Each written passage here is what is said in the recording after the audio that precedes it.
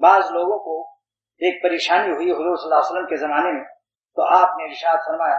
کہ اے شخص، جس شخص کو بھی کبھی کوئی کرب اور بے چینی پیدا ہو وہ مؤذن کا انتظار کرے، جب مؤذن اذان دے تو اذان کا جواب دے، جب وہ حی علی الصلاح کہے تو یہ کہے لا حول ولا قوت الا باللہ۔ اور حی علی الصلاح کا میں نے دو ترجمہ کیا ہے، ایک تو آؤ نماز پر، دوسرا عاشقانہ ترجمہ یہ کیا ہے کہ مؤذن کہتا ہے کہ اے غلاموں جلدی جلدی وضو کر کے تیار ہو جاؤ، مالک نے اپنے غلاموں کو یاد فرمایا۔ یہ ایک عاشقانہ ترجمہ ہے کہ تیاری کر لو وضو کر کے، مالک نے اپنے غلاموں کو یاد فرمایا۔ ایک ہی عاشقانہ ترجمہ لا حول ولا قوت الا باللہ۔ تو جب اذان کے کلمات کا جواب دے چکو تو سید الانبیاء صلی اللہ علیہ وسلم علامہ ابن حمان نے شرح ہدایہ فتح القدیر میں جلد نمبر 1 میں لکھی ہے حدیث اذان کے بعد میں، جب اذان کا جواب دے چکو تو فرماتے ہیں کہ ثم صلوا علیہ، مجھ پر درود شریف ہو، تو آپ حضور صلی اللہ علیہ وسلم پر درود شریف پڑھو۔ اس کے بعد حضور صلی اللہ علیہ وسلم نے فرمایا کہ اب میرے لیے دعا کرو، دعا وسیلہ کرو۔ کیا دعا ہے؟ اللہم رب هذه الدعوة التامة والصلاة القائمة آت محمدا الوسیلہ والفضیلہ وبعثہ مقاما محمودا الذی وعدتہ انک لا تخلف الميعاد۔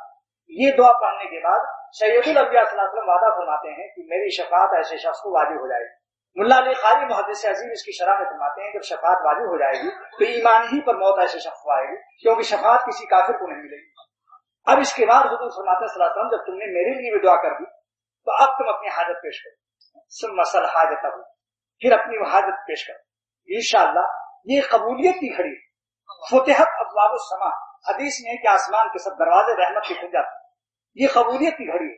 سید الانبیاء حضور صلی اللہ علیہ وسلم نے اپنی امت کو اپنے لیے کوئی دعا کا وقت مقرر نہیں فرمایا، لیکن اذان کے بعد دعا کی قبولیت کا ایسا عظیم الشان دروازہ دیکھا کہ آپ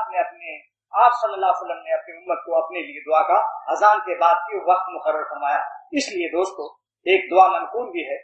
وہ یہ ہے کہ اللہم انی اسألک رضاک والعفو والعافیۃ فی الدنیا والآخرہ فی اہلی و مالی، اللہ ہم آپ سے آپ کی رضا خوشنودی مانگتے ہیں، معافی مانگتے ہیں، عافیت مانگتے ہیں دنیا میں بھی آخرت میں بھی، اپنے لیے بھی، اپنے اہل و عیال کے لیے اور مال میں بھی۔ اس کے علاوہ جو بھی جس کو پریشانی ہو اس وقت دعا کرو، انشاءاللہ جلد دعا قبول ہو، جلد دعا قبول ہو۔ جو بھی کسی کو پریشانی ہو اذانوں کے بعد پھر آپ اردو میں کریں جیسے چاہیں کریں، لیکن چونکہ اذانوں کے بعد ہاتھ اٹھانا ثابت نہیں، اس لیے بغیر ہاتھ اٹھائے دعا کریں۔ دوسری چیز یہ بتانے یہ بات